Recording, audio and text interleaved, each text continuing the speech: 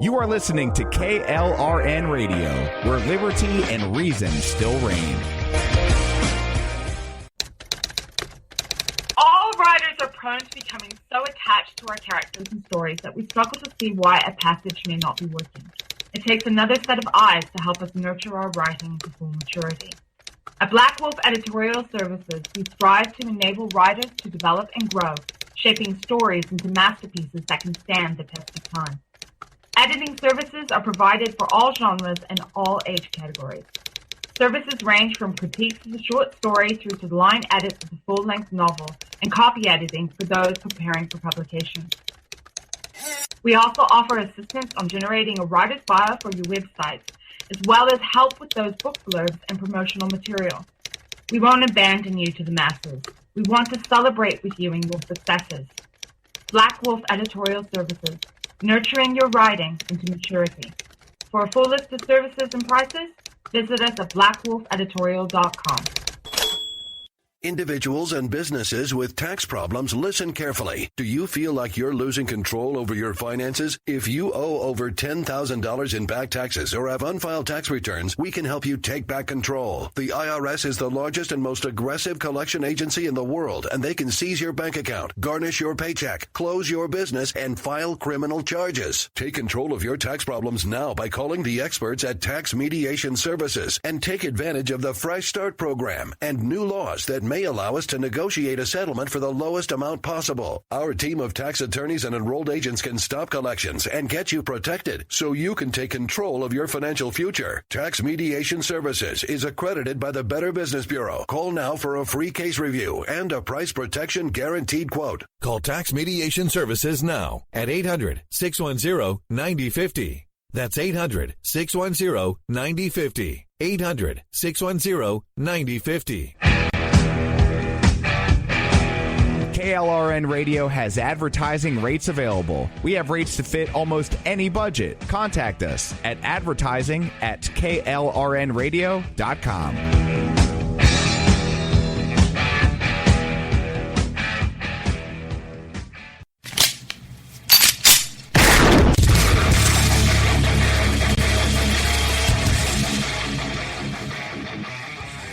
This is Slickery Trigger for Rebel Road Tactical. With proper care and feeding, your pistol will be ready when you need it, there to save your life. Shouldn't your gear be that good? Whether you need a holster for comfortable everyday carry or a tough-as-nails holster for your next training course, Rebel Road Tactical has what you need. Check us out on the web at rebelroadtactical.com.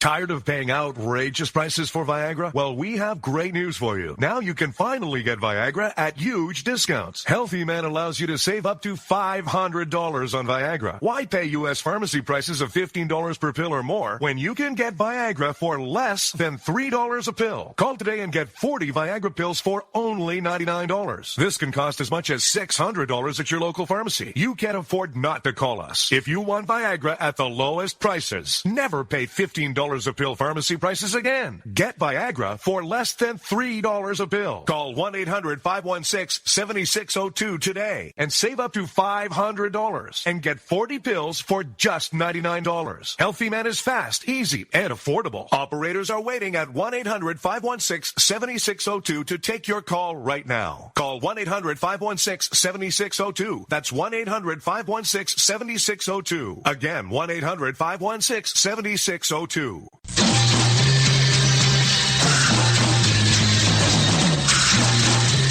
From the East Coast to the West Coast and around the world on the internet, we're coming to you live from the CCRS studios. WNJC 1360.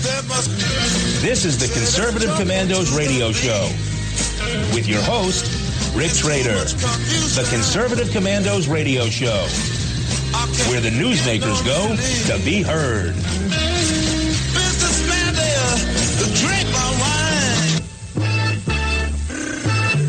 You can call the Conservative Commandos radio show at 856-227-1360. Your opinion counts at 856-227-1360. This is Congressman Alan West, and you're listening to the Conservative Commando radio show. Welcome, everybody, and welcome, fellow patriots. Welcome once again to the Conservative Commandos radio show.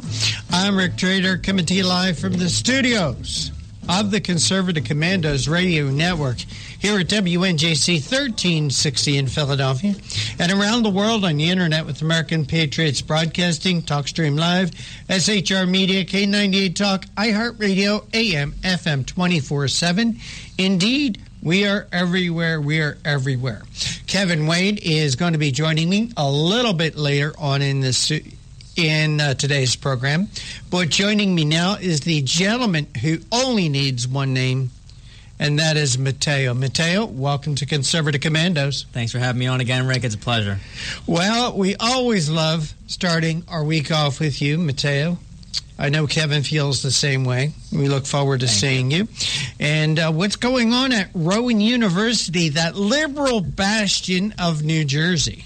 So it's funny when anything happens in the news that is of or regarding a Republican, it's like every journalist, every news outlet on campus just flocks to the Republican Club asking for quotes.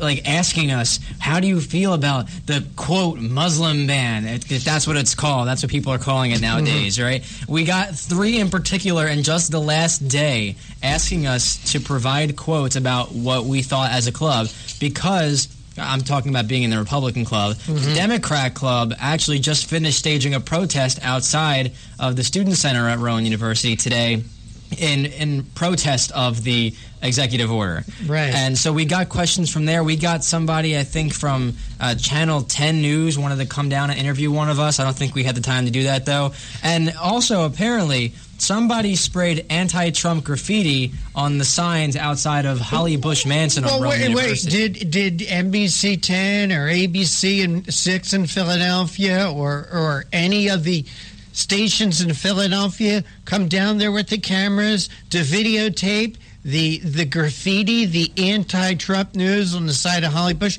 By the way, which is a historical building because that is where Johnson met Kosygin in 1964. Were they there to expose the graffiti put on the side of Holly Bush? I don't know if they were. My best guess would be to say no, they weren't, but don't take my word for it. Mine too. Well, you know, Mateo, when you talk about a Muslim ban, what President Trump did was he banned 7 countries from sending people here. Those 7 countries does not include Saudi Arabia or Egypt. And could you take a guess what the majority of the people, their religion is in Saudi Arabia and Egypt is? Of course, they're majority Muslim. Well, what about Indonesia? There's no ban from Indonesia. Would you like to take another guess? Because it's not a Muslim ban. Well, how about Pakistan? What do you think the majority of the people in Pakistan are? What is their religion? I'm sure it's the same, and I'm sure you have the same information I do of where this list of countries came from and the exact reason why it was implemented. Because I don't know if anybody remembers back in the day, Obama actually selected these 7 countries that he believed were a threat to our national security. And then it looks like Donald Trump is just acting on that list. Might be considering adding more, but this is really something of a national security matter. I don't think it has anything to do with religious profiling. It's just unfortunate that the names of terror are being taken in the name of a religion. All right. So, I want to thank you for joining us. Got to kick you out of our seat because the Patriots from the first state of Delaware, and Delaware was the first state to ratify the Constitution, and that would be that Kevin Wade. Kevin, welcome to Conservative Commandos. It's great to be with you again, Rick. It's another week has flown by, and unlike the previous administration, 1 week covers a lot of territory. Indeed it does. Indeed it does. I'll tell you, Kevin, as you know, you and I have been doing the show, like 4 years now, 5 years now. Yep. And as you know, I was not on the Trump train. I was actually supporting Ted Cruz. And I didn't come aboard the Trump train until Donald Trump secured the nomination. Then I looked at the two that were running, Hillary Clinton, Donald Trump, and to me there was no choice as far as there was no option. I had to support Trump. But I am impressed, really impressed, how he has hit the ground running in the last week. Kevin, have you ever seen anything like that? Nope. He's got the energy and the drive, and Washington is confused. They're wandering around bumping off of walls. I don't know why. Well, I do know why. See, they've never run into anyone before who actually made campaign promises who then followed through on them. Yes. Yeah, and if you want to know what he's going to do next, just go take a look at his speech that he gave in Gettysburg. I believe it was in late September, early October. He had a noontime speech on a Saturday from Gettysburg. And he had some criticism about how he opened that speech, but he finished out that speech with a point-by-point exposition of his plans for the country. And he has been on target and on track with that plan since he's become President of the United States. So if you want to know what he's going to do next, go read the speech that he gave or look at a YouTube video of the speech he gave in Gettysburg, Pennsylvania, in late September, early October. Well, I think one of the next things he's going to do, and I think as early as tomorrow, he is going to announce his pick for the Supreme Court. And I can't wait for that. And I can't wait for the media's reaction. And I can't wait to hear the crying and the whining from the liberal left. What a terrible person whoever Donald Trump picks is. I mean, just put in a name here. They're going to say how terrible and how rotten and what racist and homophobe they are. It's the sound of children who found out that the parents have finally come home, the party's over, and it's time for people real people to grapple the real problems in the country. And Donald Trump is, today's news is about 11 stranded people coming in from the banned countries over the weekend.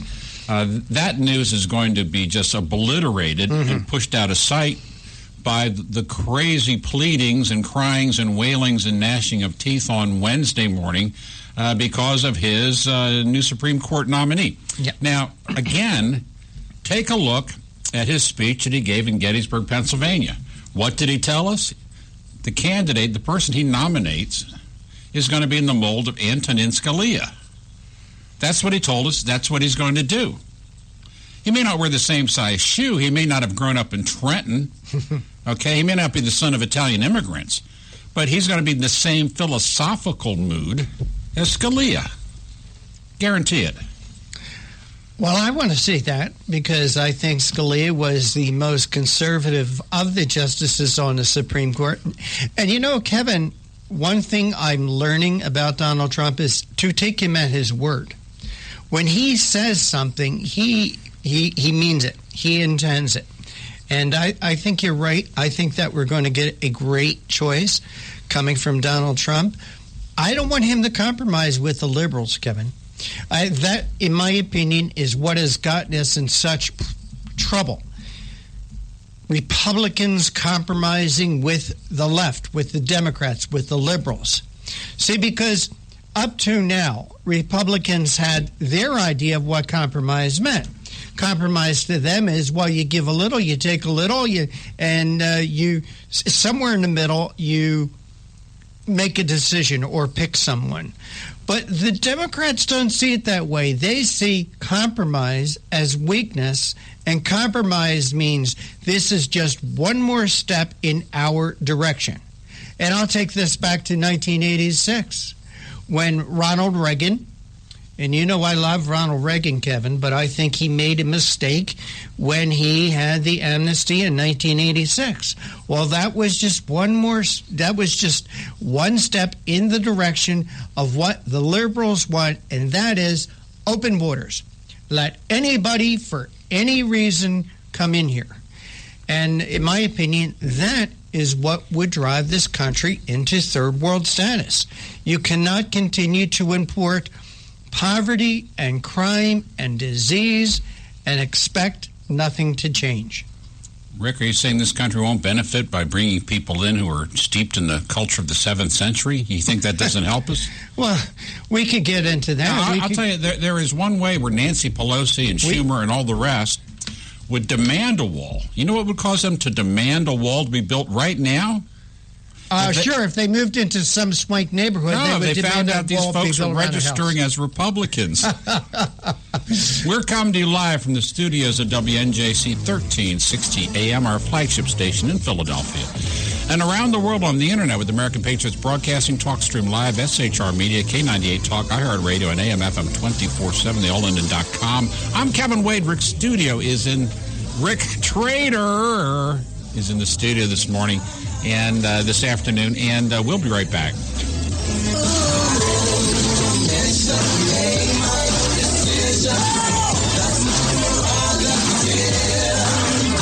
I'm crazy.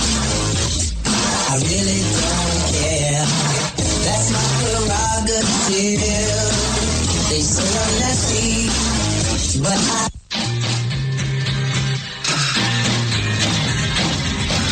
The Conservative Commandos radio show is the commander of the Conservative Commandos radio network. We've established a front line of conservative leaders and ironclad patriots to revive the promise of America. There must be some kind of way out of here. We patriots have succeeded in securing the next 4 years of American prosperity, sovereignty, and liberty under President Donald Trump. But the fight is never over, and we must be forever vigilant. Businessman there, drink my wine.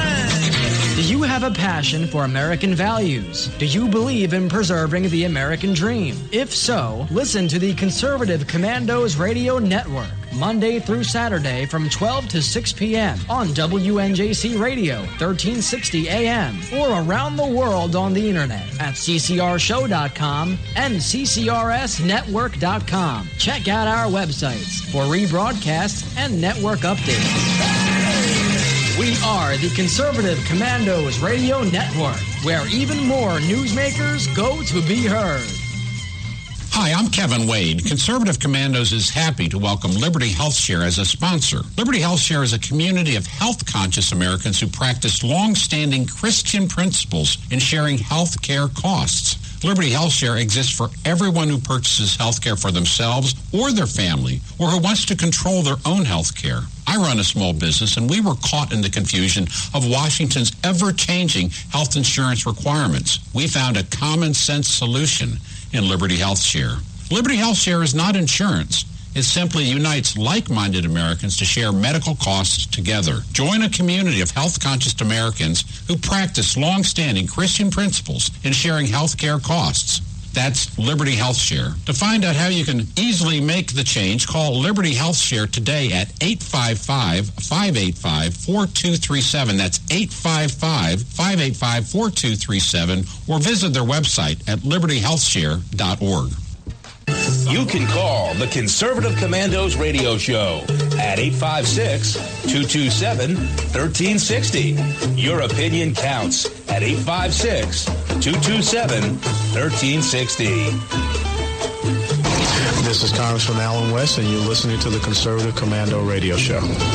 Welcome back to the Conservative Commandos radio show with Kevin Wade and yours truly, Rick Trader. And for rebroadcast, please check out our websites, ccrshow.com or ccrsnetwork.com.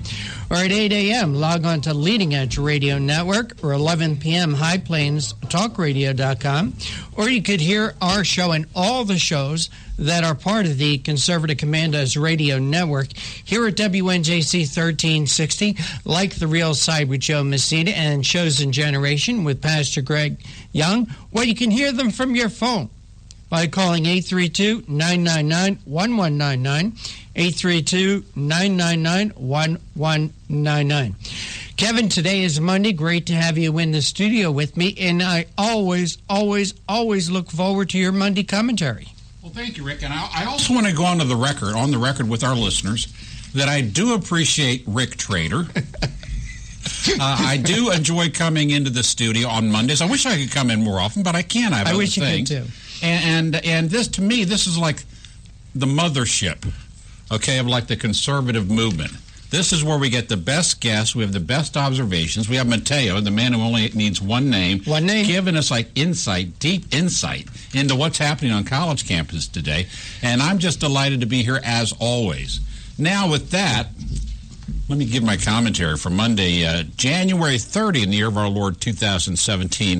This is going to have a bit of a local flavor, and you'll see why. It's called Delaware's Turning Point.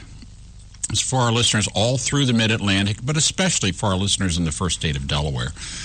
For a very long time ago, Delaware was a world center of science, technology, and their fruits, high-wage jobs, and widespread prosperity. I can speak from personal experience.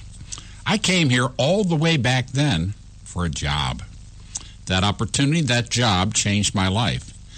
Every good thing since I came to Delaware, I owe to that decision and to God's blessings.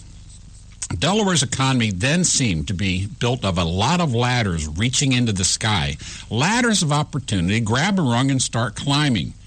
There was room for everyone. The population grew as people from around the country came to Delaware to build a career and build a good life. As they grew their families, these new Delawareans also grew the quality of life of their own new communities. Helping out with the Boy Scouts or the Kiwanis or at church or the PTA or the fire company or the Little League became as routine as getting a raise or promotion at work. Delaware was a land of plenty, and there was plenty of it, and there was plenty to go around. I can't say with certainty that the hard-working political folks in Dover at Legislative Hall were directly responsible for any of that prosperity. I don't think there was one bill or a statute that was the keystone of Delaware's prosperity. I do know that Delaware was a magnet for good jobs and a good life. Maybe it was just a healthy balance taken by the state government that created and grew an environment for good jobs and healthy communities. Maybe with political power balanced with Republicans and Democrats each holding one of the legislative houses at Legislative Hall, there was more balanced judgment, or after bitter partisan debate, more balanced compromises. Maybe that balance allowed common sense to win and Delaware's economy to shine. The world of business and the world of politics has changed. The world of business has seen deeper and deeper intrusion by activist legislators into the day-to-day operations at the plant, in the shop, on the construction site, or at the store. We've had one-party rule now for many years, the Democrat Party. Without a balance of ideas from both parties, we've seen Legislative Hall force unchecked progressive experiments, tinkering, and roadblocks thrown onto the backs of Delaware's job creators. We've seen the Fisker boondoggle. I think we can all remember the day the state legislature redefined science and physics by deciding natural gas was a quote-unquote renewable fuel. This set the table for a financial windfall to Bloom Energy and its very special and very expensive electricity forced on to Delaware ratepayers. Longtime businesses that never, not once, had a workers' compensation claim got a 45% rate increase in workers' comp fees. Ask any builder the many extended hoops that need to be jumped before ground is broken on a new job-creating project. I personally know of 2 prototype pilot products made successfully for the first time right in Delaware. For there is still a research base of technical talent. When success was confirmed, those products should have been built out to full-scale manufacturing in the first state, creating hundreds and later thousands of jobs here. Instead, both left Delaware to move to places more friendly to business success. When jobs leave, so do people seeking jobs. We've seen a net out-migration of Delawareans leaving to seek a better life than they find here today. When productive folks leave to seek a better life, they take with them all the talents that could have built Delaware communities. We have fewer leaders for the Scouts, fewer coaches for Little League, fewer faithful in church and synagogue pews, and empty rooms at the PTA meetings in local schools. Delaware loses more than just paychecks. Delaware loses all those talented people who make a community vibrant and healthy and happy. In place of healthy growth, a sick decline takes over. Drugs take over. Crime takes over. Despair takes over. Where Delaware was once one of the highest per capita income states, it's now one of the highest per capita HIV and STD infection states. Wilmington, once known as the chemical capital of the world, now carries the moniker of Murder Town, USA. Does anything else give a more gripping and sad indication of Delaware's sick decline? It doesn't have to be this way. Solutions come from many directions. We need solutions from every direction because of the despair that has taken hold in every direction. One important step, one that we, the people, control, is to put good ideas, job-friendly ideas, common sense ideas back into the legislative mix in the state capitol in Dover. This isn't the answer to everything. It is the answer to the failures and abuses of one-party rule by the Democrats. It is but one step, and it's an important step. The 40-year Democrat iron grip on the Delaware State Senate can come to an end in the special election scheduled at the end of February. John Marino is a solid common-sense conservative, and he's the GOP candidate. He's a respected leader in the community, a family man who knows the value of the dollar, and he knows you've earned it and you should have it, not Dover. Republican victory in the 10th Senatorial District will end Democrat domination in Delaware and truly be a turning point. It's one step, but an important step. So I think this race is a race in which everyone in Delaware has a stake. Every business owner who'd like a fair chance, every working man who's taxed enough already, every parent worried about the kids getting sick with drugs, every senior afraid of street thugs in his own neighborhood. This is an election that matters for everyone. I think everyone who cares needs to lend a hand. This is your world, and never has the future, your future, been so clearly hinged on what happens in this special election. Donald Trump's victory turned the national tide toward a rebirth of national prosperity. So, too, in his own way, John Marino's success will be an historic turning point toward a better day in long-suffering Delaware.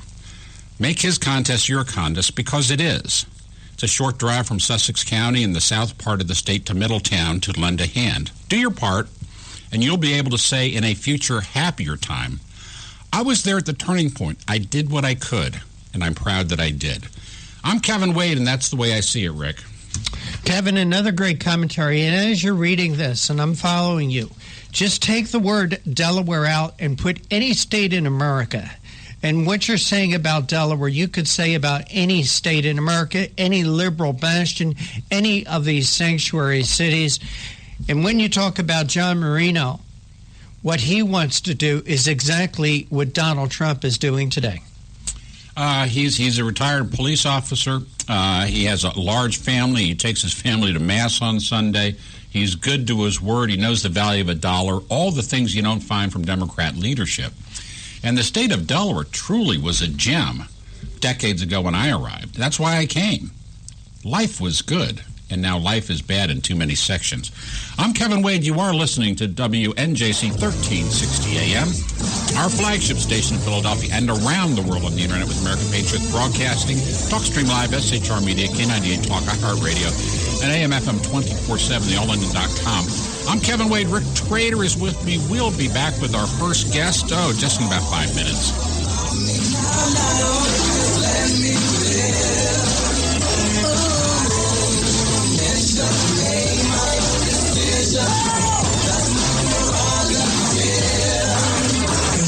Crazy, I really don't care. That's my prerogative. They say I'm nasty, but This is Rick Trader, host of the Conservative Commandos radio show. And I'm John Forsyth, owner of WNJC Radio. Fellow patriots, the Conservative Commandos radio show is for conservatives, about conservatives, and by conservatives. We are patriots who want to take our country back from the likes of Barack Obama, Harry Reid, George Soros, and Nancy Pelosi. But we can't keep up this fight without your critical support today. Can you help? Please go to www.helpccrs.com right now and make a donation by credit card or PayPal.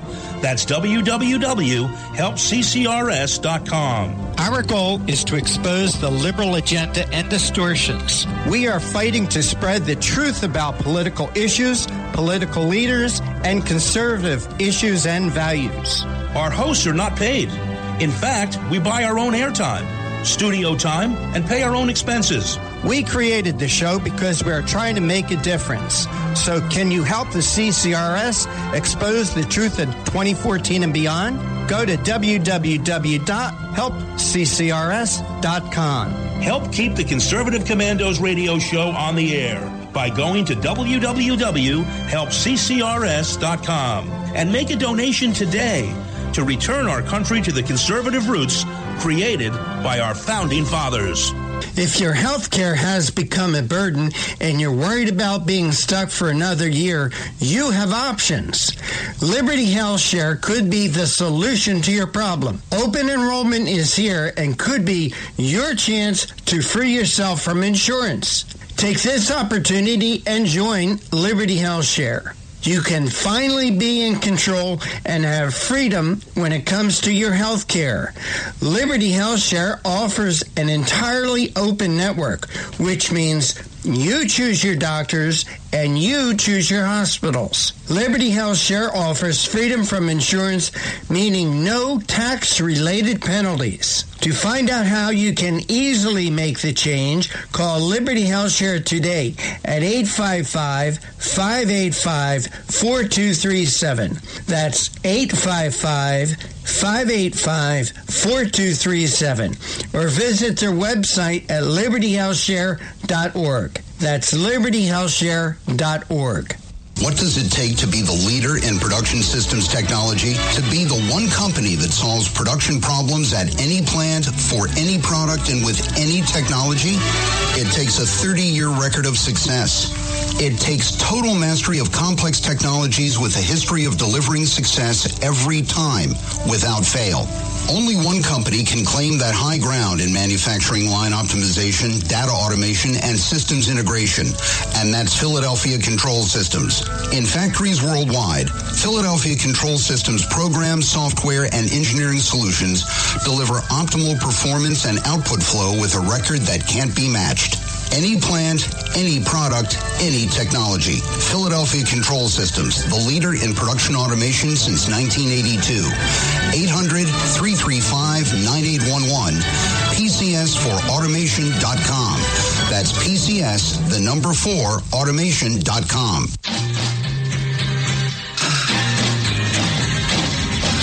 The Conservative Commandos radio show is the commander of the Conservative Commandos radio network. We've established a front line of conservative leaders and ironclad patriots to revive the promise of America. There must be some kind of way out of here. We patriots have succeeded in securing the next 4 years of American prosperity, sovereignty, and liberty under President Donald Trump. But the fight is never over, and we must be forever vigilant. Businessman there, drink my wine. Do you have a passion for American values? Do you believe in preserving the American dream? If so, listen to the Conservative Commandos Radio Network, Monday through Saturday from 12 to 6 p.m. on WNJC Radio, 1360 AM, or around the world on the internet at ccrshow.com and ccrsnetwork.com. Check out our websites for rebroadcasts and network updates. We are the Conservative Commandos Radio Network, where even more newsmakers go to be heard.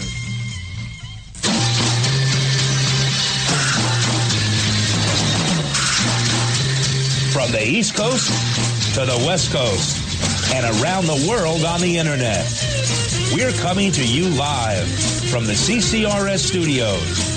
WNJC 1360. This is the Conservative Commandos radio show with your host, Rick Trader. The Conservative Commandos radio show, where the newsmakers go to be heard. Businessman there, drink my wine. You can call the Conservative Commandos radio show at 856-227-1360. Your opinion counts at 856-227-1360. This is Congressman Alan West, and you're listening to the Conservative Commando Radio Show. And you are listening to the Conservative Commandos Radio Network. I'm Kevin Wade. I'm in the studio with Rick Trader. It is Monday. If you'd like to hear a rebroadcast of today's show, please check out our website, ccrsnetwork.com and ccrshow.com. Or at 8 a.m., log on to Leading Edge Radio Network, or at 11 p.m., log on to highplains.talkradio.com. And you can listen to the Conservative Commandos from any phone anywhere by simply calling 832-999-1199. We're very happy to have as our first guest to kick off this week someone who has an experience to share and some lessons learned, I think, that he will offer. Dr. Dathan, and I apologize if I'm mispronouncing it, Dathan Paterno is a clinical psychologist, clinical director at Park Ridge Psychology Services in Illinois, the land of Lincoln, and the leading author of the book Desperately Seeking Parents. And did you see the story about the Chicago school board member who resigned over personal tweets he made regarding the Women's March? Well, this is that school board member, and he's going to tell us what that experience was about. And with that, Dr. Dathan Paterno, welcome to the Conservative Commandos. Hi, thanks for having me. I really appreciate it. Am I pronouncing your first name properly? Yes, I tell people that my mom still gets it wrong, but yes, it's a rarely used biblical name because he was a bad guy. Really? I mean, is it from the Bible? It is. He was a rebel against Moses, and so God killed him in an earthquake. Well, you got to speak to your folks about why they chose that, but there are rumors all over the place about why that happened. My mom tells me that Adolf was taken, and so was Judas. Okay. Now, you're a clinical psychologist. You were helping out. You're a member of a school board out there in the great heartland of our country, and you made some observations about your take on the so-called the Women's March held about a week ago. And walk us through this. Sure. So Wednesday and Thursday, I was actually in D.C., kind of going through some pre-inauguration preparations and parties and things like that, and I started hearing some of the things that were likely going to happen on the inauguration and in the Million Women's March. And then on Friday, obviously, I saw some of the uglier underbelly of the left at the inauguration with some of the more vile and violent stuff going on. And then Saturday, I saw some of the placards and signs that were disgusting. One of the things that really bothered me was young children wearing T-shirts and holding up signs that were vile, F Trump and things like that. And then, all these women wearing vaginas and all these silly costumes and really degrading kind of signs, which I thought was grossly inappropriate. And then, of course, I heard the Ashley Judd screech, and then the Madonna speech, which I thought was ridiculous, and it upset me. So I went to Twitter, which is what any, red-blooded American does, is they go to Twitter and complain about it. So I said a couple off-color jokes, and then on Twitter I called the element of the march that was vile and vulgar and violent, I called them vagina screechers, and which I thought was no more vile than what they had said. No, I think it was actually toned down quite a bit. That's what I thought. However, that's one of the pieces of naivete that went into this decision, given the fact that I am a private psychologist and a board member. And almost immediately on Sunday, the groundswell of retweets and trolling and hostility and all that kind of stuff was pretty swift, and it was very, very clearly organized. By whom, I don't know, but it was pretty evident that they were going to go after me, and they were going to go after me pretty hard. So I shut down the Twitter account, and by Sunday evening, I recognized that this was not going to settle down. And so I decided on my own to resign from the school board for 3 different reasons. Number one, I didn't want my family to have to deal with this any longer than they were going to have to. Number two, I was done with the school board in 2 months anyway. I had served 3 years and 9.5 months, and I wanted to be done, and I wanted to get out early, and so this was an opportune moment. The third reason is that the board does important work, and they were really doing a very good job with that, and so I figured I did not want them to have to deal with all of the press and all the difficulty and all the calls or demands for my resignation. So I decided to get out early. I know some people advise me against doing that.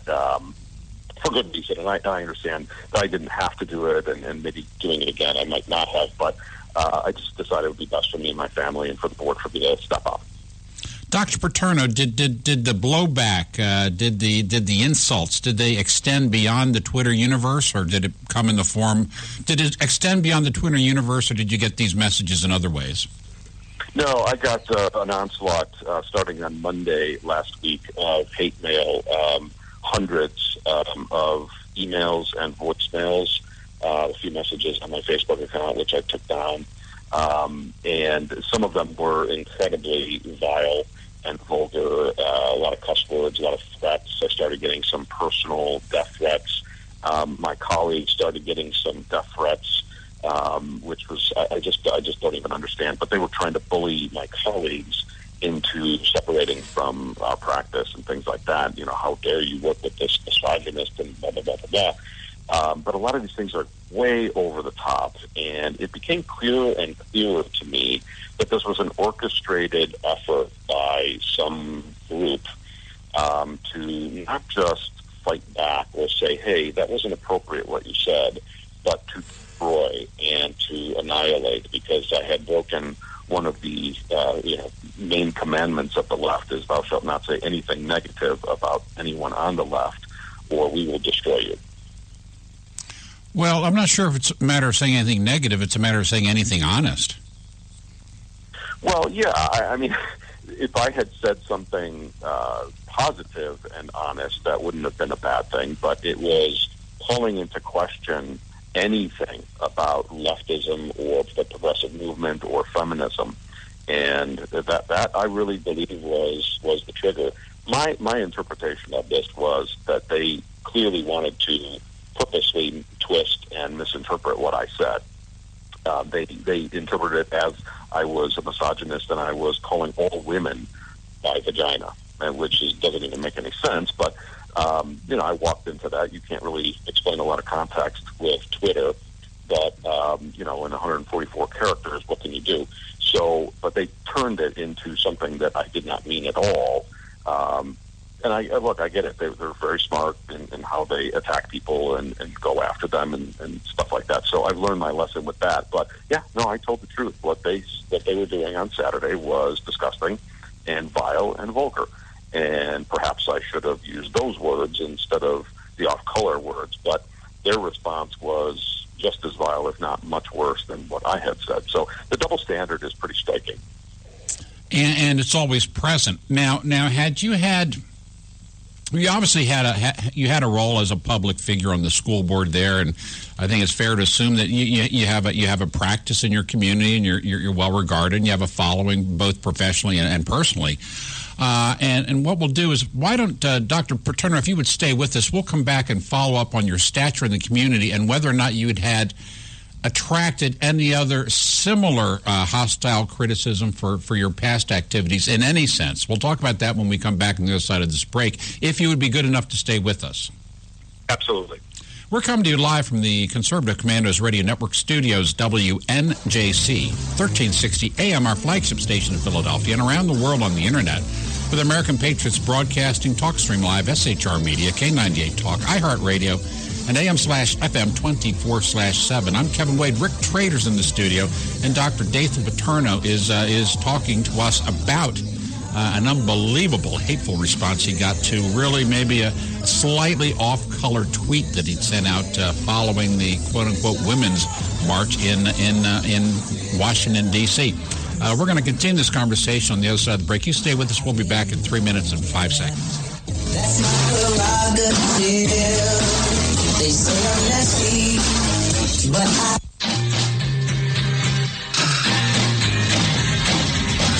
The Conservative Commandos Radio Show is the commander of the Conservative Commandos Radio Network. We've established a front line of conservative leaders and ironclad patriots to revive the promise of America. There must be some kind of way out of here. We patriots have succeeded in securing the next 4 years of American prosperity, sovereignty, and liberty under President Donald Trump. But the fight is never over, and we must be forever vigilant. Businessman there, drink my wine.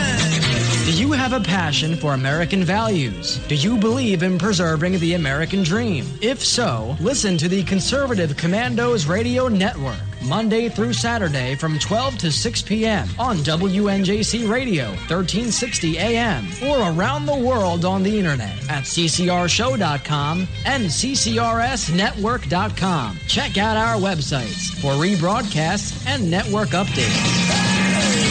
We are the Conservative Commandos Radio Network, where even more newsmakers go to be heard. Hi, I'm Kevin Wade. Conservative Commandos is happy to welcome Liberty HealthShare as a sponsor. Liberty HealthShare is a community of health-conscious Americans who practice long-standing Christian principles in sharing health care costs. Liberty HealthShare exists for everyone who purchases health care for themselves or their family, or who wants to control their own health care. I run a small business, and we were caught in the confusion of Washington's ever-changing health insurance requirements. We found a common-sense solution in Liberty HealthShare. Liberty HealthShare is not insurance. It simply unites like-minded Americans to share medical costs together. Join a community of health-conscious Americans who practice long-standing Christian principles in sharing health care costs. That's Liberty HealthShare. To find out how you can easily make the change, call Liberty HealthShare today at 855-585-4237. That's 855-585-4237, or visit their website at libertyhealthshare.org. You can call the Conservative Commandos radio show at 856-227-1360. Your opinion counts at 856-227-1360. This is Congressman Alan West, and you're listening to the Conservative Commando Radio Show. Thanks for staying with us. You are listening to the Conservative Commandos Radio Network. I am Kevin Wade. With me in the studio is Rick Trader, our show's founder and inspirational leader. If you would like to hear a rebroadcast of today's show, please check out our websites, CCRS Network and CCRshow.com, or at 8 a.m. log on to Leading Edge Radio Network, or at 11 p.m. log on to HighPlainsTalkRadio.com. Now you can listen to the Conservative Commandos from any phone by calling 832-999-1199. I've tried it. It works well. That's 832-999-1199. Dr. Dathan Paterno is a licensed clinical psychologist and founder and clinical director of Park Ridge Psychological Services. He was lending a hand with his talents on the local school board out there in Illinois. And he made an observation, maybe not entirely in the best taste, but considering the conversations taking place at the moment, it was generally mild and lukewarm. It wasn't super hot and spicy. And in the reaction, the blowback from those on the left has been stunning to him. He's agreed to stay, and I left him with an assignment. Explain whether in his prior public activities out there in Illinois, in the community, whether he's ever gotten a reaction to anything like this before in his life. Dr. Paterno? Not to this degree, certainly not. Not anybody trying to destroy me personally or professionally. However, because I hold relatively conservative views, I have gotten a lot of blowback for my professional viewpoints. I suppose one of them is my view of family and parenting, because I believe in a parent-first family. I believe that parents need to be in charge. I believe that parents need to rule their homes with reasonable dominance. In our society, we don't like that kind of word, like dominance and authoritarian and things like that. People get very scared by those kind of terms. I've had a lot of people criticize me and call me abusive and things like that, because I believe in those things pretty strongly. So that's been one. Another one was my viewpoint that I believe that we should have armed guards in our schools. So on the board, instead of just building secure vestibules, which I don't really think do much, I made mention of the fact that some schools have armed guards, and some parents were up in arms about that, and such pretty nasty things about me. And who wrote Stephen Crane, Red Badge of Honor? Am I getting that author right? It was like a book I had to read growing up.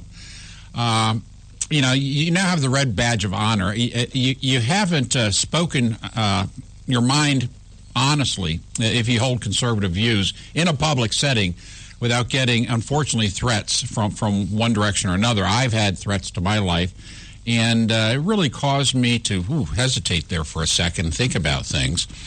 But should you go silent? Should you go silent? The other side has won and America has lost. This country is built on free speech, as you know.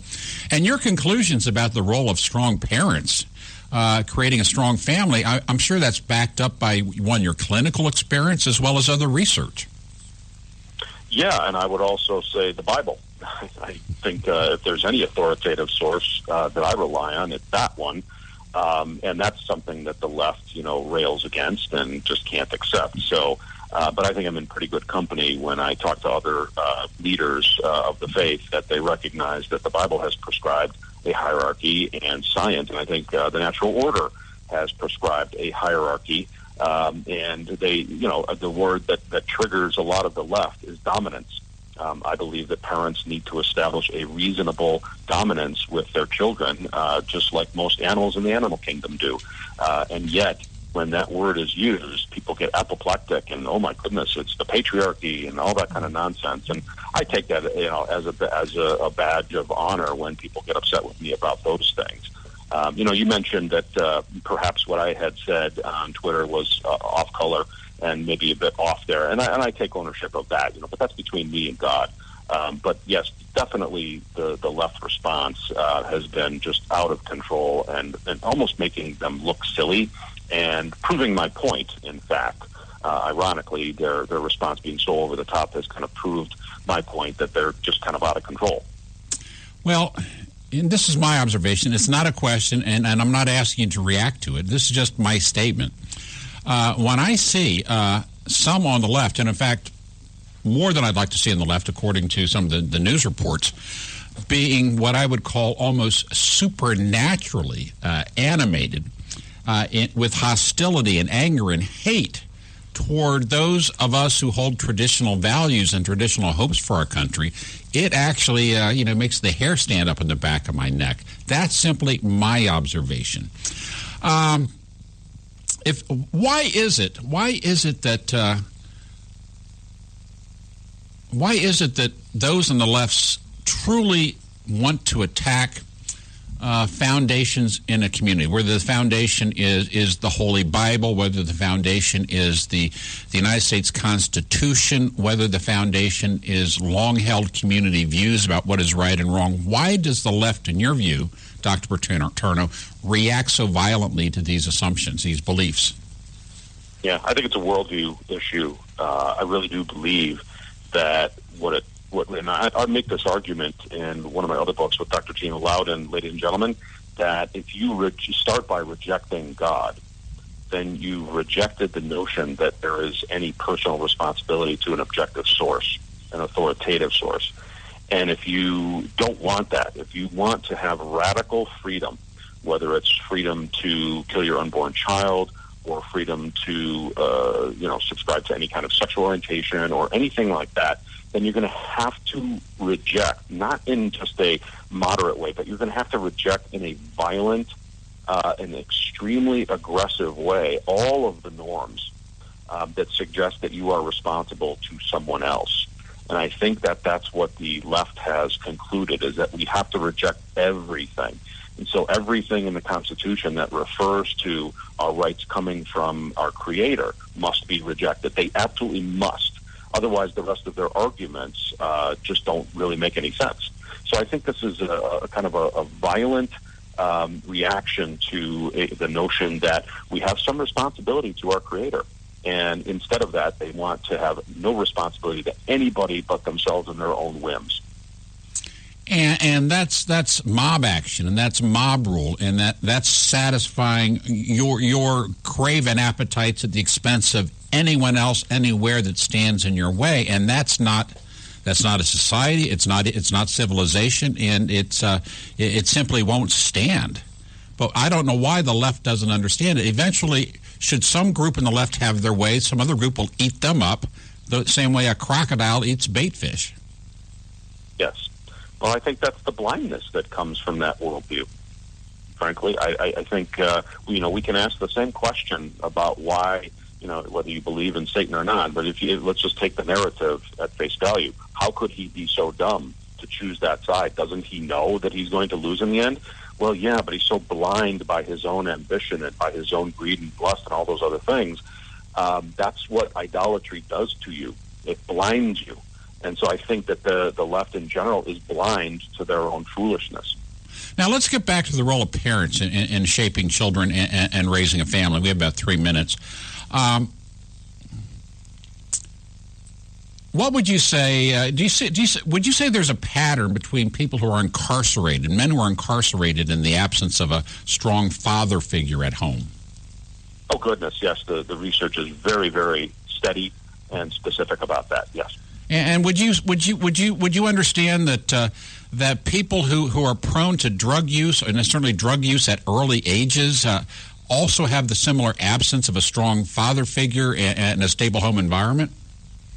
Absolutely. Yes. So there's this, and I think it extends to like school attendance, performance in school, social behaviors, antisocial behaviors. All these things seem to correlate to the absence of a strong family unit headed by a mom and a dad who care for each other, even if it means yelling at each other from time to time, but yelling because they care, and raising that family and antisocial behaviors when it's missing. And the left, I believe, has to target the family because it provides, well, a chart and a compass to people who would not be so easily persuaded by Beelzebub or his princes in steering people down the wrong road.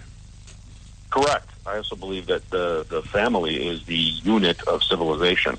And if you break apart the unit of civilization, then the foundation of civilization crumbles, and the left then can meet their nihilistic and other kind of goals that they view as utopian.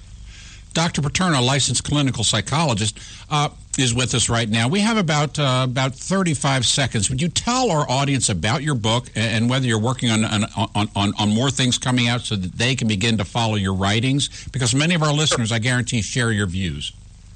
Sure. Thanks for the opportunity. My first parenting book was called Desperately Seeking Parents, and it's kind of the structure by which I teach parents how to establish a reasonable order in their home and how to discipline in general.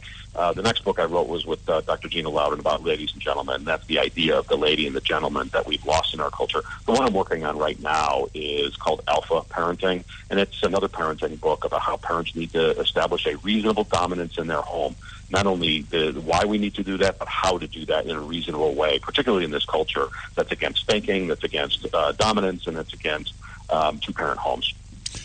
Dr. Nathan Paterno, hey, thank you so much for being with us. Come back and give us a follow-up, would you? I would gladly do that. Thanks for having me. Thank you.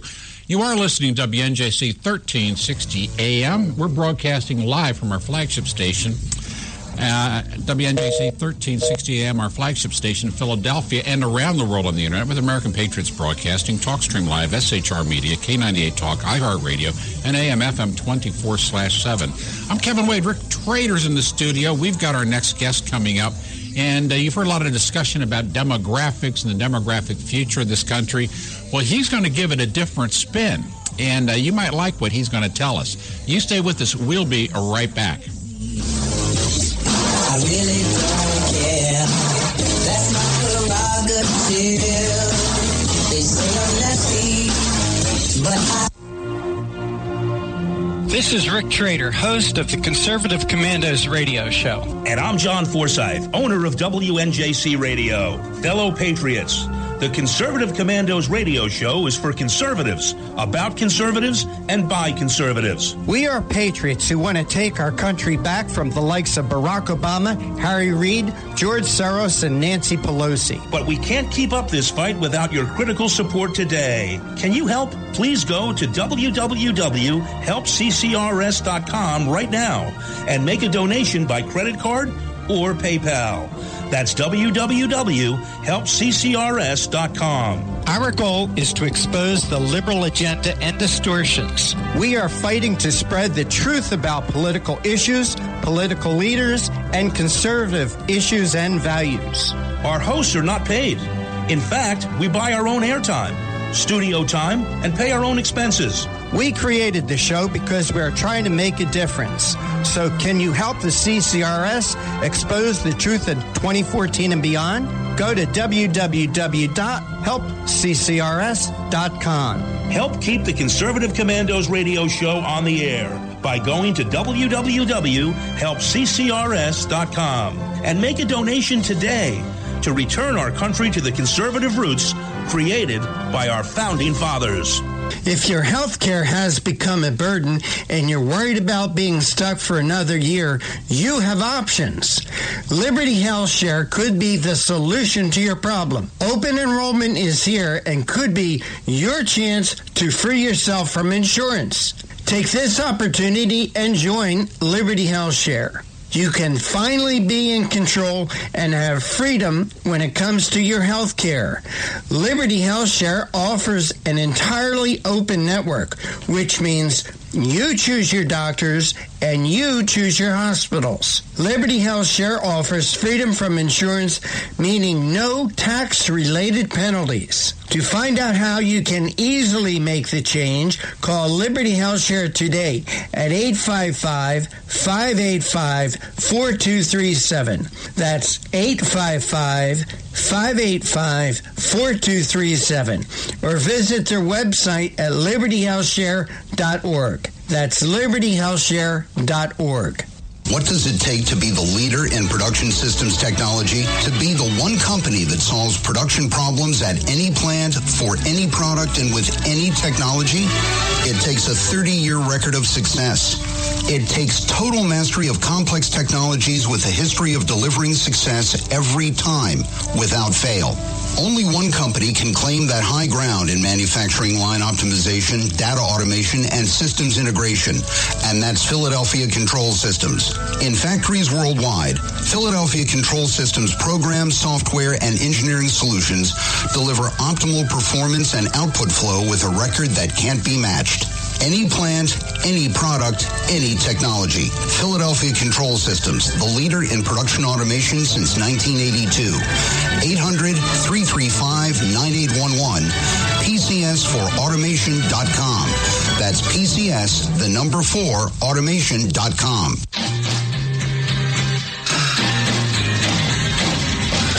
The Conservative Commandos Radio Show is the commander of the Conservative Commandos Radio Network. We've established a front line of conservative leaders and ironclad patriots to revive the promise of America. There must be some kind of way out of here. We patriots have succeeded in securing the next 4 years of American prosperity, sovereignty, and liberty under President Donald Trump. But the fight is never over, and we must be forever vigilant. Businessman there, drink my wine. Do you have a passion for American values? Do you believe in preserving the American dream? If so, listen to the Conservative Commandos Radio Network, Monday through Saturday from 12 to 6 p.m. on WNJC Radio, 1360 AM, or around the world on the internet at ccrshow.com and ccrsnetwork.com. Check out our websites for rebroadcasts and network updates. We are the Conservative Commandos Radio Network, where even more newsmakers go to be heard.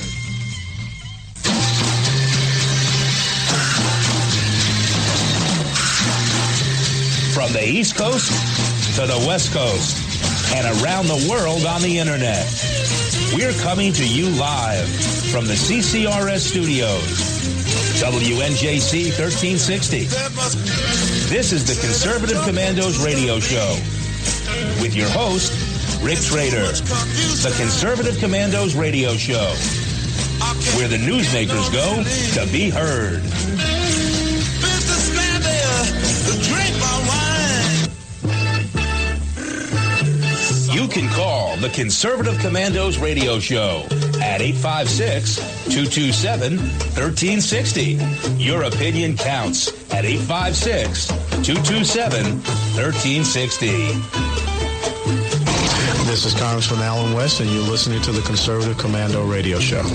And you are listening to the Conservative Commandos Radio Network. I am Kevin Wade. I am in the studio with Rick Trader, our show's founder and inspirational leader. It is a delight to be with you on this first Monday of the new week. And in fact, this is the second week of the era of Donald J. Trump. And hang on to your hats because things are whirling around faster and faster.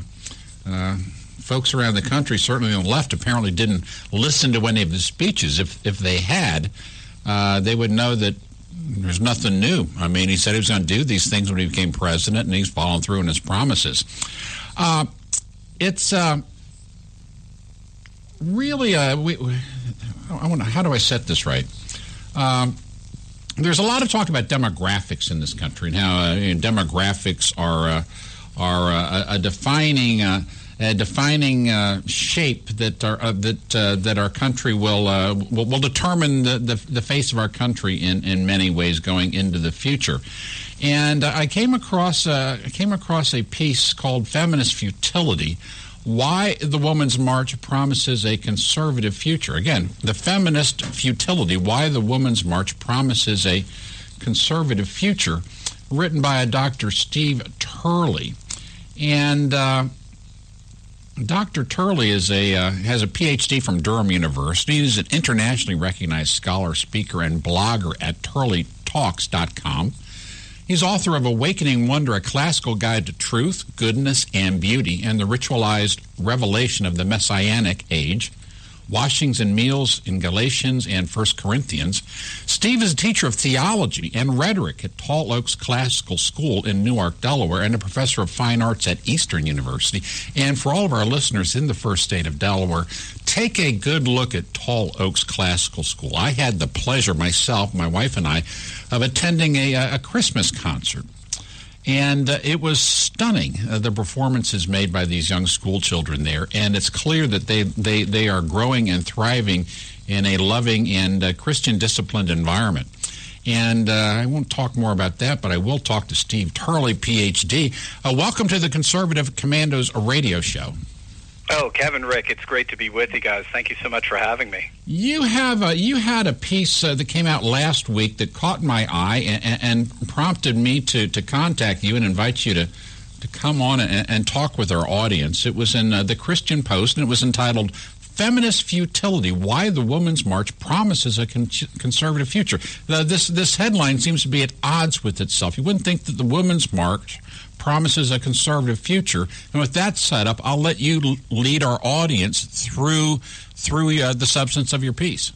Oh, thank you for that. Yeah, well, the title is supposed to be a bit engaging there, a little provocative.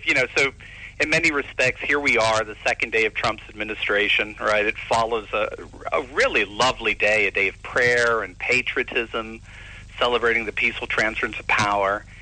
And then this very next day, we're just treated to this mass demonstration featuring the who's who of feminist ideology, and it really did contain some pretty reprehensible stuff. I mean, we heard the vitriolic rants from the likes of Madonna and Ashley Judd and scores of others who railed against President Trump and against conservative voters and values in our country. And as I watched it, I just couldn't help but notice the weird irony in all this, because as journalists were touting that this march was the beginning of a national political awakening, as it turns out, studies are actually showing that secular liberalism in general and liberal feminism in particular are actually about to dwindle significantly as a percentage of the population. Dr. Turley, why is that? Well, in an ironic twist, it's precisely because of what the Women's March was advocating, that a woman's freedom means relegating motherhood to a mere lifestyle choice and nothing more. These women refuse to be pigeonholed into some foreordained maternal vocation. Motherhood for them is not a divine calling as it historically has been. It's a choice, and one made by the woman herself and no one else. And what we're finding, what scholars are arguing, some of scholars such as Eric Kaufman at the University of London, a demographer there, he's noticing that this affirmation of the radical secular individual, one characterized by personal autonomy, necessitates the freedom not to reproduce. So a secular person is under no moral obligation to procreate. And so what we're finding is that this turns out this radical individualism so celebrated and revered by our feminist demonstrators is in fact the agent by which their ideology implodes. So I argue this is the futility of feminism. Now, as women who are considering themselves feminists and live by that worldview self-limit their own participation in the great personal experience that women have in giving new life to the world. There are many women who understand the sacred role, the unique role that women fill, being the center of a family and the giver of life. But those women have a different worldview, don't they? They certainly do. I tend to use the term secularism in a very technical sense, akin to sociological literature. So I'm not so much talking about those who have no religious affiliation personally. When I'm talking about secularism, I'm really talking about a belief system and a social project that's predicated on two fundamental tenets: scientific rationalism on the one hand and personal autonomy on the other. So in a secular mindset, science is really the only way we can objectively know. And as such, the world is just reduced to nothing more than biological, chemical, and physical causal processes. So when it comes to those things in life that stand outside of scientific rationalism, such as meaning and morality and culture and self-identity, or in this case, motherhood, these are all determined by the individual person. And so this is the personal autonomy that I would talk about. Not everyone finds the same meaning and purpose in things, the same cultures and lifestyles. And so secular commitments to scientific rationalism engender a pluralism of value commitments and cultural identities. And as it turns out, this is precisely why I believe a more liberal, progressive conception of life in the end is doomed to fail. Yeah, we have. I believe we have statistics that indicate that the fertility rate of women who have certain strongly connected feelings about family and faith are simply higher than those who have abandoned the prospects and opportunity for creating the next generation. Yes, we do. Again, I tend to draw from a recent demographic study by University of London Professor Eric Kaufman. It is the most detailed study I've come across, 400-plus pages, tons of footnotes and the like. And he sees a significant demographic deficit between secular liberals and, say, conservative religionists. So, for example, in the United States, while secular women averaged only about 1.5 children per couple, conservative evangelical women were averaging 2 to 3 children per couple, and that amounts to a 30% fertility advantage. And what Kaufman notices is that this demographic deficit really has dramatic effects over time. So what I like to point out to people that if the population is evenly divided, say 50% secular, 50% traditional, conservative, these numbers indicate that the conservative traditionalists, they'll increase from 50% to 60% in just one generation, 60% of that population. In 2 generations, that 50-50 turns into a 75-25 in favor of the conservative population. And then Kaufman points out in 200 years, that 50-50 actually turns into a 99-1. So he actually is predicting that around 2030 to 2050, we're actually going to be seeing secular liberal belief, proponents of secular liberalism more or less dwindling to about 14 to 15% of the American population. Certainly by the end of the century, that's what he's seeing. And he notices similar projections apply to Europe as well, which is very interesting given how secular Europe's been. So the irony here is that we actually can project a very real sort of, dare I say it, implosion of secular liberal population patterns and a rise in conservative patterns. One of the things that's so interesting in the data is you notice that Mormons, they grow at about a 40% per decade. And so they project that there'll be as many as 300 million Mormons in the world at the end of the century, which they're estimated to be 6% of the world's population. And Mormons vote overwhelmingly Republican. So this is Kaufman's conclusion, is that society is going to be far more religious, far more conservative in its politics. Dr. Turley, we've got to take care of some business for a few minutes. Would you stay with us so we could continue this conversation on the other side? Oh, I'd love to, Kevin. Thank you. Dr. Steve Turley, a PhD in Durham University, internationally recognized scholar, is talking about, the shape of things to come. And you had not heard this on other shows.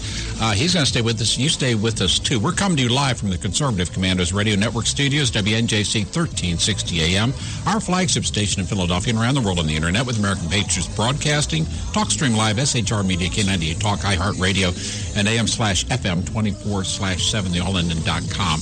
You stay with us. I'm Kevin Wade. Rick Trader's in the studio. We will be right back. They say I'm crazy. I really don't care. That's my prerogative. They say I'm nasty, but I...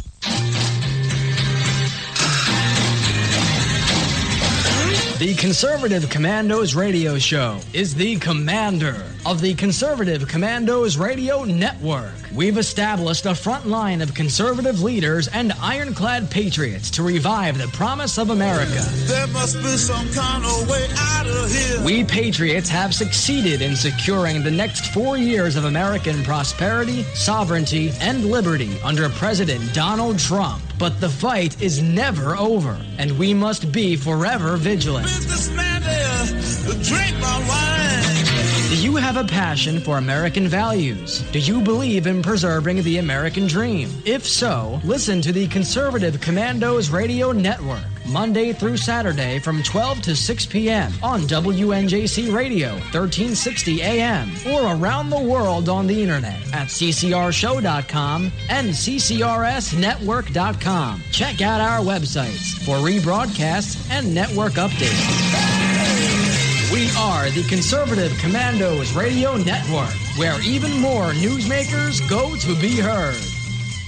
Hi, I'm Kevin Wade. Conservative Commandos is happy to welcome Liberty HealthShare as a sponsor. Liberty HealthShare is a community of health-conscious Americans who practice long-standing Christian principles in sharing health care costs. Liberty HealthShare exists for everyone who purchases health care for themselves or their family, or who wants to control their own health care. I run a small business, and we were caught in the confusion of Washington's ever-changing health insurance requirements. We found a common-sense solution in Liberty HealthShare. Liberty HealthShare is not insurance.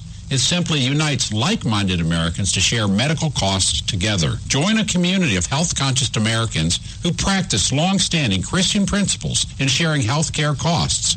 That's Liberty HealthShare. To find out how you can easily make the change, call Liberty HealthShare today at 855-585-4237. That's 855-585-4237, or visit their website at libertyhealthshare.org. You can call the Conservative Commandos Radio Show at 856-227-1360. Your opinion counts at 856-227-1360. This is Congressman Alan West, and you're listening to the Conservative Commando Radio Show. Thank you for staying with us. You are listening to the Conservative Commandos Radio Network. I am Kevin Wade. In the studio with me is Rick Trader, and our guest, and he was good enough to stay with us through the commercial break, is Dr. Steve Turley. He's an internationally recognized scholar, speaker, and blogger at turleytalks.com. That's Turley, turleytalks.com. The author of Awakening Wonder, a classical guide to truth, goodness, and beauty, and The Ritualized Revelation of the Messianic Age, Washings and Meals in Galatians and 1 Corinthians. He's a teacher of theology and rhetoric at Tall Oaks Classical School in Newark, Delaware, and a professor of fine arts at Eastern University. And most importantly for us at the moment, he is here to talk about his column it's Feminist Futility: Why the Women's March Promises a Conservative Future. Dr. Turley, thank you so much for staying with us. Oh, thank you, Kevin. It's my pleasure. So, just on the strength of the demonstrated interest in women of traditional values in raising families and having children, and finding so much fundamental purpose in that essential role in the community and in the family. because women of faith tend to have more children over time, women who don't share those values, women who might, quote-unquote, have the feminist viewpoint, are less able to reproduce themselves and their viewpoints. And that over time causes a huge difference in the political makeup of the country. Is that your premise? That's exactly right. That's well stated. And Kaufman, the University of London professor Eric Kaufman, from which I'm drawing his research, basically argues the more conservative, the more women, or the more children.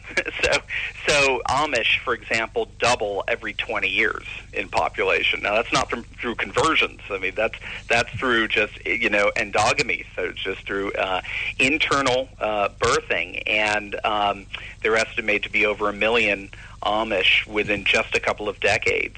That's more than a lot of states, Delaware being one of them, in terms of population. So you got it. If these trends continue, not just in the United States, but also in Europe, you're going to see a far more conservative, religiously conservative, traditionalist society. In many respects, I think that's the way to interpret the Trump candidacy, the populism, the nationalism, because re-traditionalization tends to be a dynamic within nationalism.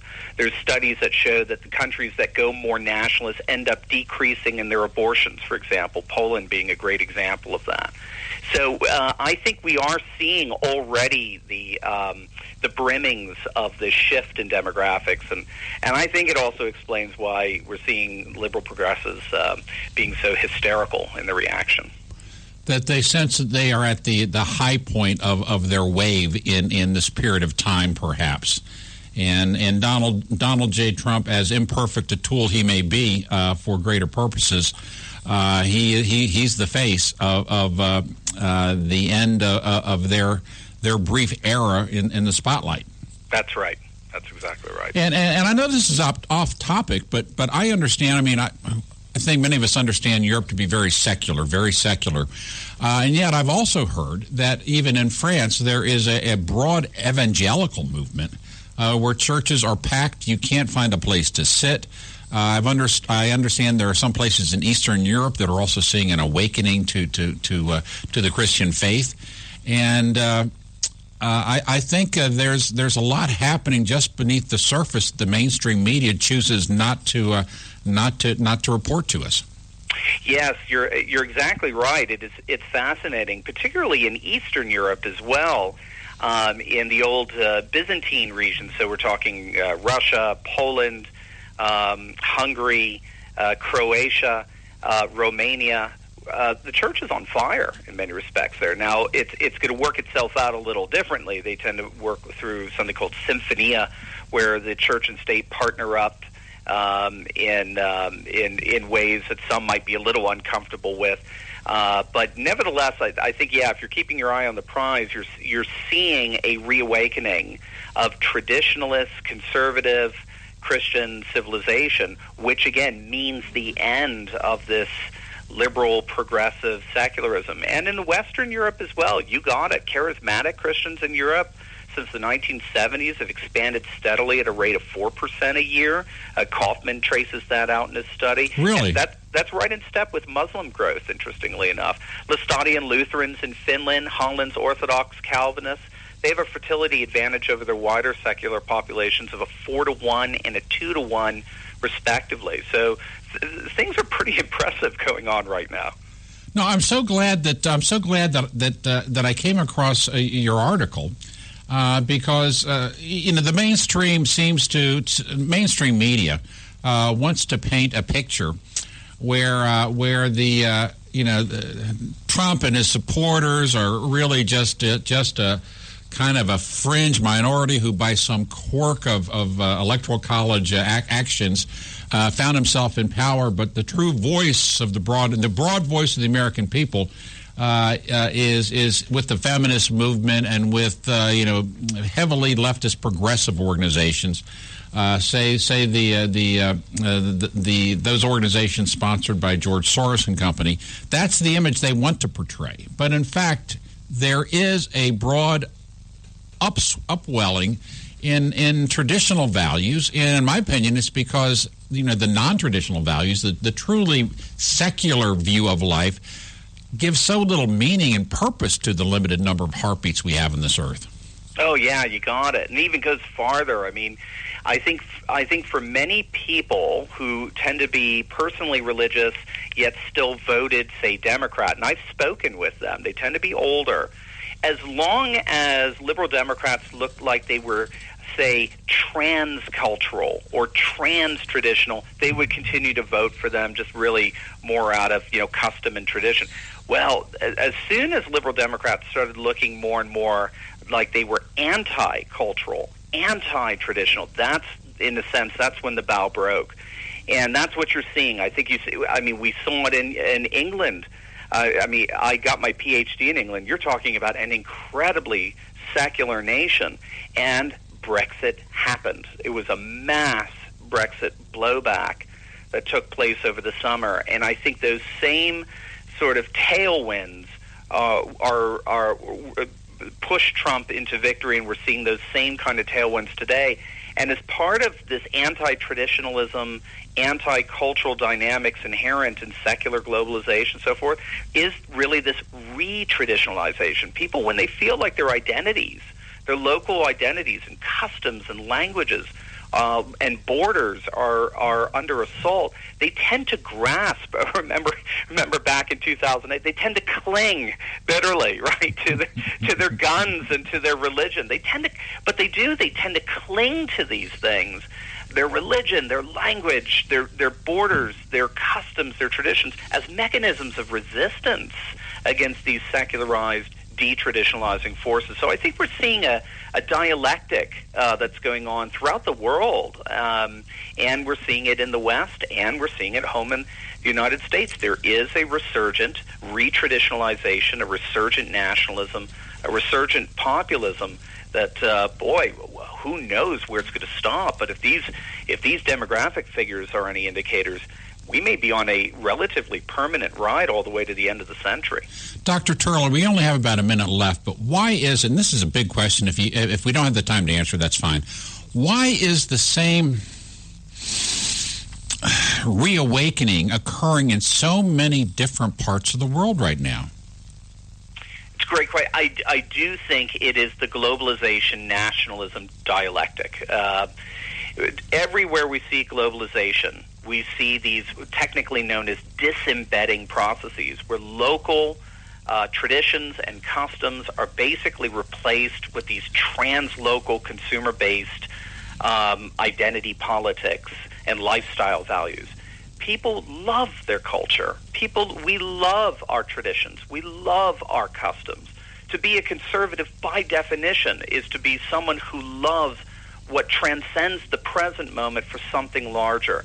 And you're seeing everywhere from Japan all the way to the United States, you're seeing a mass blowback of resurgent nationalism, populism, and retraditionalization.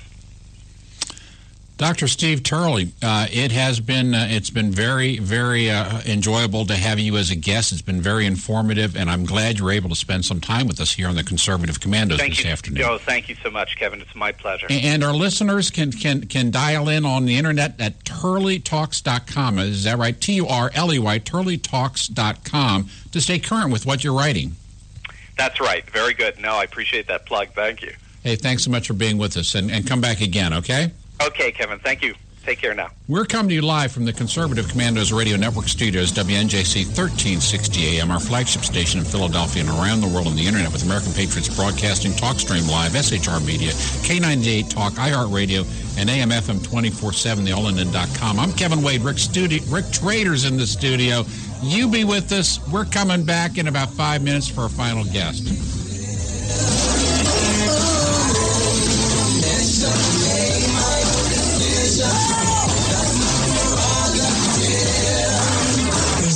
Crazy, I really don't care. That's my prerogative. They say I'm nasty, but This is Rick Trader, host of the Conservative Commandos radio show. And I'm John Forsyth, owner of WNJC Radio. Fellow patriots, the Conservative Commandos radio show is for conservatives, about conservatives, and by conservatives. We are patriots who want to take our country back from the likes of Barack Obama, Harry Reid, George Soros, and Nancy Pelosi. But we can't keep up this fight without your critical support today. Can you help? Please go to www.helpccrs.com right now and make a donation by credit card or PayPal. That's www.helpccrs.com. Our goal is to expose the liberal agenda and distortions. We are fighting to spread the truth about political issues, political leaders, and conservative issues and values. Our hosts are not paid. In fact, we buy our own airtime, studio time, and pay our own expenses. We created the show because we are trying to make a difference. So can you help the CCRS expose the truth in 2014 and beyond? Go to www.helpccrs.com. Help keep the Conservative Commandos radio show on the air by going to www.helpccrs.com and make a donation today to return our country to the conservative roots created by our founding fathers. If your health care has become a burden and you're worried about being stuck for another year, you have options. Liberty Health Share could be the solution to your problem. Open enrollment is here and could be your chance to free yourself from insurance. Take this opportunity and join Liberty Health Share. You can finally be in control and have freedom when it comes to your health care. Liberty Health Share offers an entirely open network, which means you choose your doctors and you choose your hospitals. Liberty Health Share offers freedom from insurance, meaning no tax-related penalties. To find out how you can easily make the change, call Liberty Health Share today at 855-585-4237. That's 855-585-4237. Or visit their website at libertyhealthshare.org. That's libertyhealthshare.org. What does it take to be the leader in production systems technology? To be the one company that solves production problems at any plant, for any product, and with any technology? It takes a 30-year record of success. It takes total mastery of complex technologies with a history of delivering success every time, without fail. Only one company can claim that high ground in manufacturing line optimization, data automation, and systems integration, and that's Philadelphia Control Systems. In factories worldwide, Philadelphia Control Systems programs, software, and engineering solutions deliver optimal performance and output flow with a record that can't be matched. Any plant, any product, any technology. Philadelphia Control Systems, the leader in production automation since 1982. 800-335-9811. PCS4automation.com. That's PCS, the number 4, automation.com.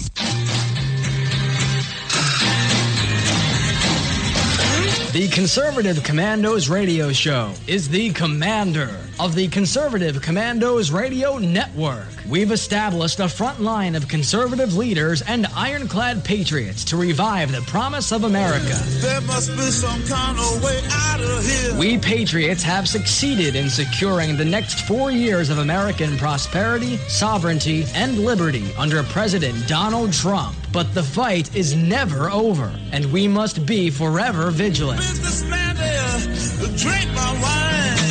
Do you have a passion for American values? Do you believe in preserving the American dream? If so, listen to the Conservative Commandos Radio Network, Monday through Saturday from 12 to 6 p.m. on WNJC Radio, 1360 AM, or around the world on the internet at ccrshow.com and ccrsnetwork.com. Check out our websites for rebroadcasts and network updates. We are the Conservative Commandos Radio Network, where even more newsmakers go to be heard.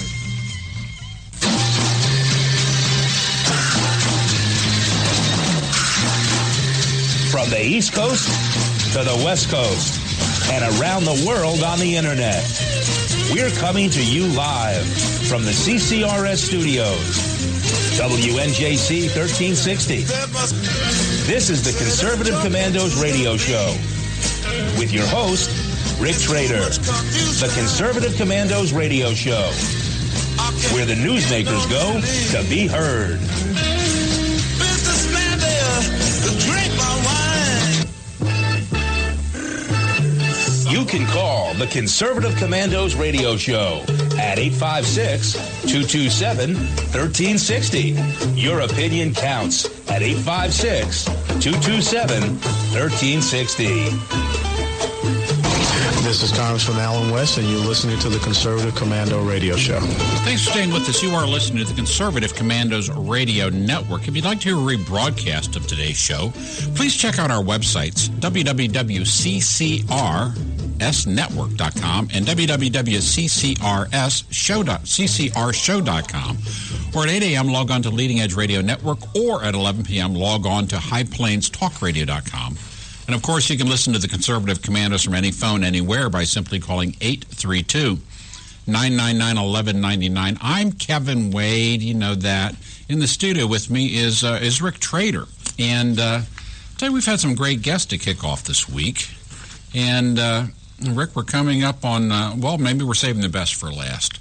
Steve Beeman is a 30-year veteran of the financial industry as a CEO, entrepreneur, investor, philanthropist, and chairman of the Society to Advance Financial Education. Steve is a regular on TV and radio, and he's been with us before. To know more about Steve Beeman, go to stevebeeman.com, B-E-A-M-A-N, stevebeeman.com. And he has a take on America on the rise. The left is crying, and it all becomes due to the strong energies of one Donald J. Trump. And with that, I will have Steve Beeman pick up the story. Steve, thank you for being with us on Conservative Commandos. Well, it's my great pleasure once again to be out and always talk about what's really going on in this world instead of the spin we got. What really is going on? Because there is a ton of spin out there over the weekend. I understand that the president has burned every bridge to every country around the world, and every Muslim or anyone who's ever watched what was the Disney movie back in the day? You're not helping me here, Rick. Not up on my Disney. Sorry about that. Anyhow, anyone who's ever watched a movie about Arabian Nights, on Disney movies, I'm sorry. Aladdin. Anyone who's ever watched Aladdin are banned from coming to the country, and it's completely over the top and it's completely expected. But what really, Steve Beeman, is happening? Well, let's look at two dimensions. First, we have an economy in the United States that is beginning to rise once again from the ashes of 8 years of malaise. Secondly, we now have the Trump administration fulfilling his promises during the election, putting in what you might call extreme vetting procedures into people coming out of countries that are directly hostile to the United States. There has been obviously lots of talk about this being anti-Islam, but it's not. These are 7 countries that were originally penned by the Obama administration as threatening to the United States. It doesn't count the biggest Islamic countries like Indonesia. So it's not against a religion. It's against the segment of the world where they've threatened to send terrorists in with these people. And all the Trump administration did was say, let's slow this down until we can verify these people aren't coming into the United States to hurt us. Jimmy Carter did this after the Iranian Revolution. We had, obviously, after 9/11, the Bush administration making play on it. The Obama administration put in travel restrictions. This is nothing new, but it's getting a lot of media. And it's getting a lot of media because there's a story that the media wants to tell. I also understand that when our prior president, President Obama, changed the rules on wet foot, dry foot for Cubans, there were Cubans who were stranded in airports trying to come to the U.S. And so I didn't see the mainstream media react to that outrage. No, they clearly are myopic in this, and they're playing into Trump's playbook. If we look at the administration, it has at this point the worst, worst American kind of view in history with a 35% approval rating. But compare that to Congress with a 6% approval rating and the national media with about a 12% approval rating. On a relative scale, this president's mighty popular, and the media is not doing anything to change that dynamic at all. No, and I think most people expected him to do something. In fact, I expect more things to happen in terms of securing our borders. And it's not simply the southern border, it's securing our borders in all the ways people have come in the past and stayed on to hurt other American citizens. So he's simply fulfilling a campaign promise that was out there for all the world to know about. That's right. This is nothing new. And again, I want to reiterate, this is not a permanent ban. It's a very temporary ban, and I think the numbers show that over the weekend, something on the order of 150 people were inconvenienced out of 335,000 total people traveling from foreign countries into the U.S. So it's not exactly a wide swath of people that are being hurt. Now, I empathize it's not pleasant for the people that are being pulled aside, but let's be realistic. The risk here is enormous. If we miss one and something happens, they're going to go right to Trump and say, you allowed this to happen. And regrettably and tragically, we have missed one and more than one in the past. And that's the reason for this new view. Germany certainly did. England has. This is not something that is a one-off bad thing. This is systemic in the world today, and it's not wrong of any president to say, I want to take reasonable steps to secure my borders. In fact, he could even take unreasonable steps to secure the border. He has an oath to protect and defend the Constitution of the United States, and we are the people who live in this country. And so I believe it's much ado about nothing, although it does give people on the left something to do on a cold Saturday afternoon. Let's go protest at JFK and shut down traffic. That's a great way for people to make friends, Steve. To me, all these people are doing irrelevant things. What's relevant is what Trump is doing. He just signed an executive order, for example, saying that for every new regulation the government wants to put on, 2 regulations need to be pulled off. This is the kind of action this president's doing that's causing the business community to respond very positively. Both large and small businesses are showing optimism we haven't seen in 20 years. Yeah, it's the first time in my lifetime we've actually had a businessman, I mean, truly as he would say, bigly successful businessman in the White House, and he takes a businessman's view of the cost of the federal government, the operations of the federal government, and the federal government's role in obstructing the natural emergence of prosperity in our country. It's amazing the change. Did I miss you there? No, Steve, I said the change is amazing. We have someone who absolutely understands business and how the actions demonstrable. of... Yeah. Wait until this guy goes after the budget. He's going to have a heyday with line item veto, requests. He's going to be. They are talking now actively about restructuring our tax code to fit on a postage card. I mean, this is going to be real change at a time when this country desperately needs it. And I mean, all people want is a fair chance. All they want is a fair chance, a square deal from a fair deck. And across the Fruited Plains, people haven't gotten that in a very, very long time. And I think they know that he understands them as, unlike any other blue-collar billionaire. Steve, we have to take a brief break here. Would you stay with us as we go through this break, and we can pick up our conversation on the other side? It certainly would be my honor to do that. Steve Beeman is chairman of the Society to Advance Financial Education, and he's staying with us, and he has some really clear views he's sharing about the difference that Donald Trump brings to our economy. He's staying with us. You stay with us, too. We're coming to you live from the studios of WNJC 1360 AM, our flagship station in Philadelphia, and around the world on the Internet with American Patriots Broadcasting, TalkStream Live, SHR Media, K98 Talk, iHeartRadio, and AM/FM 24/7. They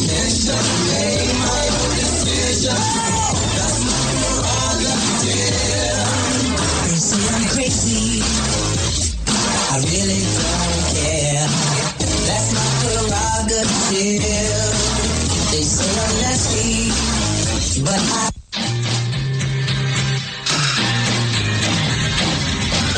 The Conservative Commandos radio show is the commander of the Conservative Commandos radio network. We've established a front line of conservative leaders and ironclad patriots to revive the promise of America. There must be some kind of way out of here. We patriots have succeeded in securing the next 4 years of American prosperity, sovereignty, and liberty under President Donald Trump. But the fight is never over, and we must be forever vigilant. Businessman there.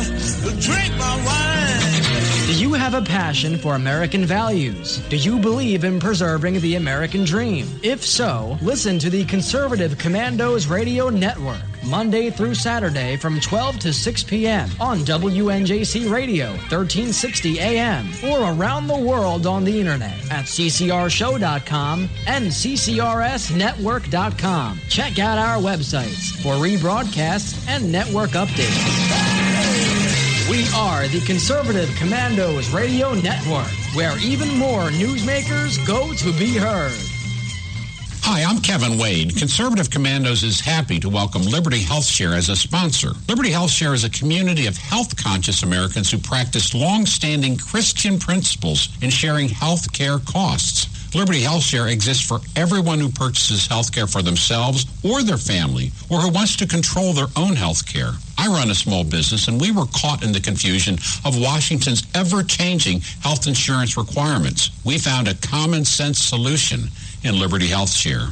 Liberty HealthShare is not insurance. It simply unites like-minded Americans to share medical costs together. Join a community of health-conscious Americans who practice long-standing Christian principles in sharing health care costs.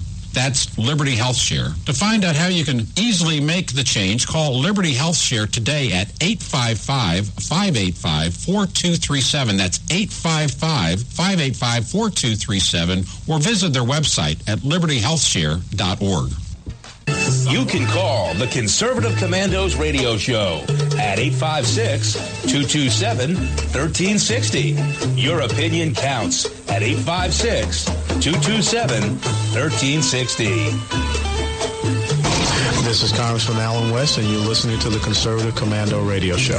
If you would like to hear a rebroadcast of today's show, please check out our websites, ccrsnetwork.com and ccrshow.com. Or at 8 a.m., log on to Leading Edge Radio Network, or at 11 p.m., log on to highplanestalkradio.com. And you can listen to the Conservative Commandos from any phone anywhere on planet Earth by calling 832-999-1199. Steve Beeman, chairman of the Society to Advance Financial Education, is here, and he's given us some views and predictions about the shape of things to come under President Donald Trump. Steve, thank you so much for staying with us. Steve? No, we lost him at there. Okay, this is apparently some of the bitter clingers in the old Obama administration over at the NSC have decided to interrupt our guest interview, but we're going to get him back on the line. In the meantime, hey Rick, we've got there's an expectation that tomorrow evening about 8:00 President Trump is going to announce his a new nominee to the United States Supreme Court. Indeed. And, you know, Kevin, I was listening to the conversation with Steve, and the one thing that I thought is, who among us haven't been inconvenienced by waiting in an airport waiting room for a while? And I would like to know how many people were inconvenienced or missed their flights because of the demonstrators. Probably thousands, probably a whole lot more than the 187 that were detained for a little while. And no, you're absolutely right about that. And later this week, there's a major snowstorm rolling through the central states and up to the New England. And I suspect by the time that storm gets finished, there will be tens of thousands of travelers stranded in airports. Okay, and who hasn't been stranded in an airport? Who hasn't been? Hey, we understand that we've broken through the jamming. And Steve Beeman of the chairman of the Society to Advance Financial Education is with us. He's giving us his observations on the shape of things to come in Trump's America. Steve, thanks for allowing us to reconnect. Yeah, indeed, we did have that jamming going on, but that goes on. You know, I was listening to you a little bit on the internet, as I do, and I find your commentary dead on with how many people are inconvenienced by protesters, how many people traveling are inconvenienced by the weather, and how many people have been inconvenienced by our own Transportation Safety Administration. I'll tell you, I've had some parts of my body explored that only my wife should know about. You gave someone a thrill.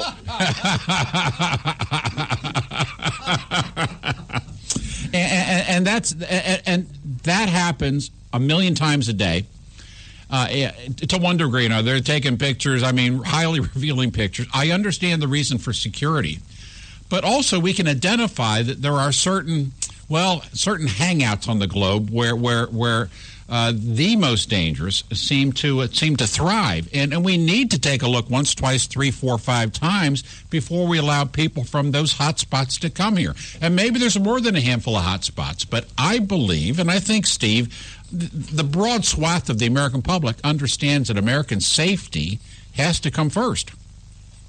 Well, it does. That is the primary responsibility of the federal government. We all know that.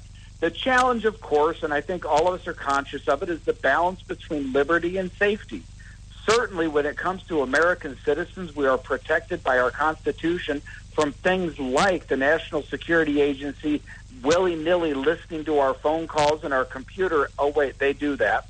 So let's protect American citizens first.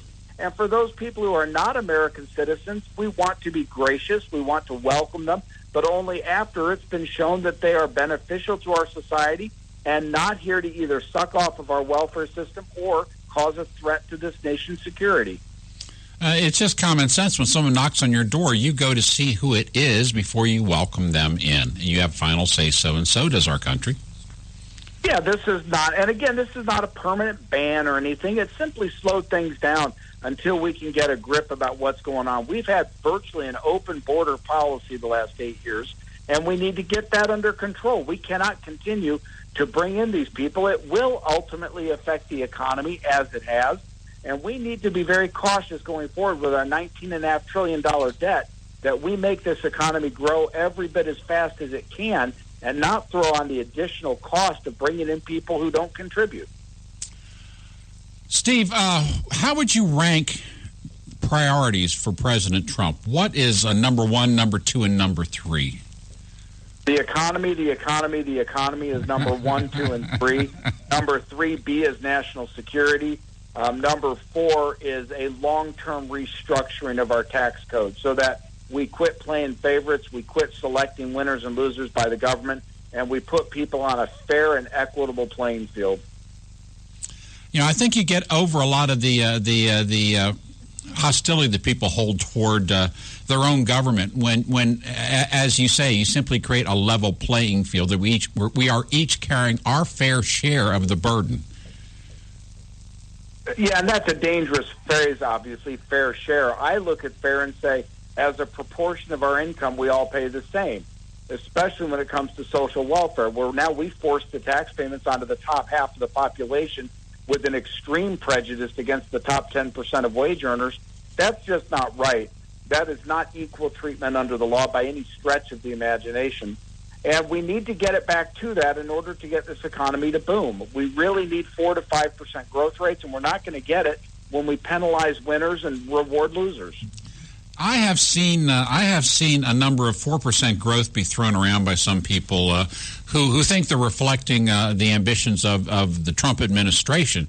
And, of course, 4% would be massive in comparison to the kind of anemic, kind of comatose economy we've had for 8 years. But, frankly, I have a sense, Steve, that this economy could approach Reagan-like growth of 6 and 7% if we do what Trump has promised to do.